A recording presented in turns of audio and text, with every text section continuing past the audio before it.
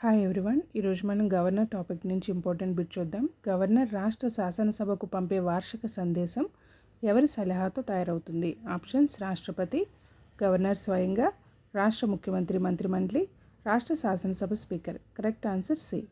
మిగిలిన ఆప్షన్స్ చూస్తే రాష్ట్ర పాలన విషయంలో రాష్ట్రపతికి సంబంధం లేదు, గవర్నర్ స్వయంగా తయారు చేయలేరు సందేశాన్ని, రాజ్యాంగ నియమాల ప్రకారం ఆయన మంత్రుల సలహాతో పనిచేయాలన్నమాట. సి ఆప్షన్ చూస్తే సి రాష్ట్ర ముఖ్యమంత్రి మంత్రిమండలి 176వ ఆర్టికల్ ప్రకారం రాష్ట్ర శాసనసభను ఉద్దేశించి గవర్నర్ చేసిన ప్రసంగాన్ని ముఖ్యమంత్రి మంత్రిమండలి సలహా మేరకు తయారు చేస్తారు. ప్రతి సార్వత్రిక ఎన్నికల అనంతరం మొదటి సెషన్ ప్రారంభంలో మరియు ప్రతి సంవత్సరం మొదటి సెషన్ ప్రారంభంలో గవర్నర్ శాసనసభను ఉద్దేశించి ప్రసంగిస్తారనమాట.